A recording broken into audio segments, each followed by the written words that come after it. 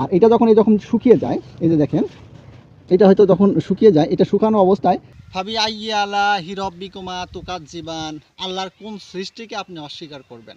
সুপ্রিয় দর্শক মণ্ডলী, আমি এই মুহূর্তে একটা ভুট্টা খেতে আছি। এই ভুট্টা ক্ষেত নিয়েই একটা ভিডিও হবে। এই ভিডিও দেখে হয়তো বা এই তথ্যটা অনেকের জানা আছে, অনেকেরই হয়তো জানা নেই, কিন্তু যাদের জন্য জানা আছে তারা বেশ উপকৃত হয়েছেন, আর যাদের জানা নেই তারা উপকৃত হন নাই। কিন্তু ভিডিওর পিছনে একটা কারণ থাকবে, যে এই ভিডিওটা দেখে অনেকের হয়তো উপকার হবে, আবার অনেকের হয়তো উপকার হতে পারে, কিন্তু আমি আসলে বুঝতে পারছি না যে কার উপকার হবে আর কার অপকার হবে। যে সুপ্রিয় দর্শক মণ্ডলী, আমি কেন এই ভিডিওটা করছি, কারণ হচ্ছে আল্লাহর কোনো একটা সৃষ্টি মানুষের জন্য অকল্যাণজনক নয়, প্রত্যেকটা সৃষ্টি মঙ্গলজনক। সুপ্রিয় দর্শক মণ্ডলী, আমি আপনাদেরকে দেখাচ্ছি এই মুহূর্তে যে একটা ভুট্টা, এর নানান রকম কাজ হয়। ভুট্টার চুলও যে খাওয়া যায়, এটা আমরা অনেকে আগে জানতাম না, আমিও জানতাম না। আমি একজনের কাছ থেকে শুনেছি এবং দেখেছি এটা খাওয়া যায়।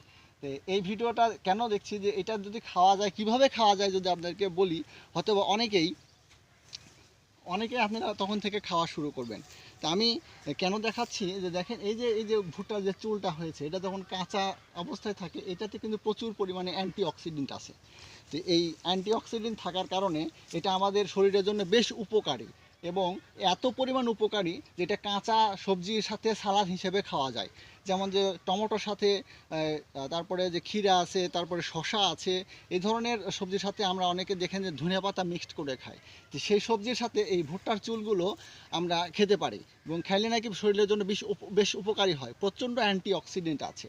আর এটা যখন শুকিয়ে যায়, এই যে দেখেন, এটা হয়তো যখন শুকিয়ে যায়, এটা শুকানো অবস্থায় এটা কুচি কুচি কেটে পানির সাথে শরবত আকারে যদি ভিজিয়ে রেখে খান, রাতে ভিজিয়ে যদি সকালে খেতে পারেন, তো এইটাও আমাদের শরীরের জন্য বিশেষ ভূমিকা রাখে। বিশেষ করে পাচনতন্ত্রে, যেখানে আমাদের খাদ্য হজম হয়, সেই পাচনতন্ত্রে বেশ উপকার করে।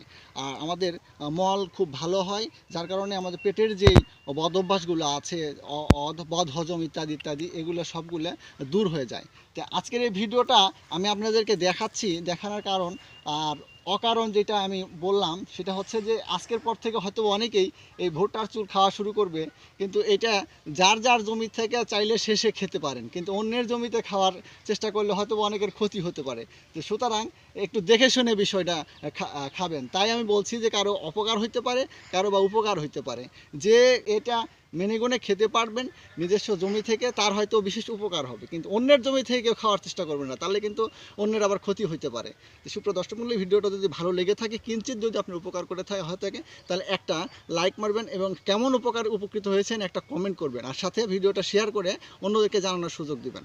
ধন্যবাদ সবাইরে, ভালো থাকবেন, আল্লাহ হাফেজ।